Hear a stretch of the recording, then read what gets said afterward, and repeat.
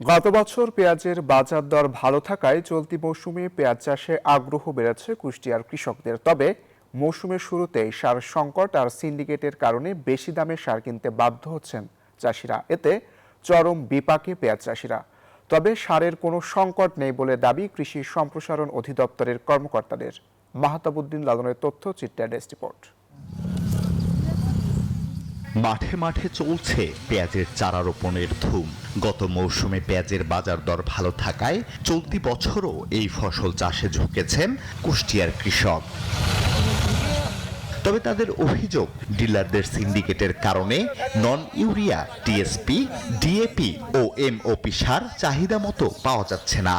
তবে বাড়তি দাম দিলে খোলা বাজার ও সাব ডিলারদের কাছ থেকে সহজেই পাওয়া যায় সার।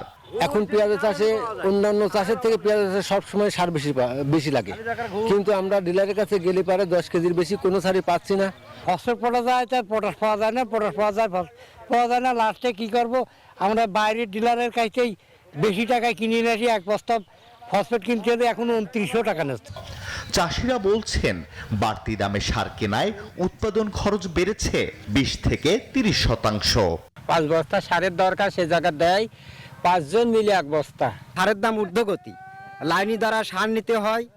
আর আমাদের সবচাইতে বড় সমস্যা হচ্ছে যে পেঁয়াজের ন্যায্য মূল্য পায় না। তবে এসব অভিযোগ অস্বীকার করেছে বিসিআইসি নিবন্ধিত সার ডিলাররা। তারা বলছেন, সারের কোনো সংকট নেই। সারের কৃষক পর্যায়ে যে পরিমাণ চাহিদা, সেই পরিমাণ সার আমরা পাইনি। কারণ এবার আমরা তো সারের চাহিদা নিরূপণ করি না, সারের চাহিদা নিরূপণ করে কৃষি ডিপার্টমেন্ট। নির্ধারিত মূল্যের বেশি দামে সার বিক্রির প্রমাণ পেলে জড়িত ব্যবসায়ীদের বিরুদ্ধে ব্যবস্থা নেওয়া হবে বলে ফাঁকা হুঁশিয়ারি কৃষি বিভাগের।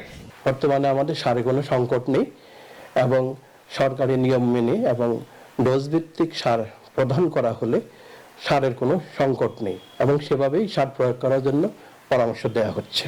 ভরা মৌসুমে সারের সংকট ও অতিরিক্ত দামের কারণে কৃষকরা পড়েছেন চরম দুশ্চিন্তায়। দ্রুত কার্যকর ব্যবস্থা না নিলে পেঁয়াজ উৎপাদন ব্যাহত হওয়ার শঙ্কা চাষিদের। Desk report, news 24।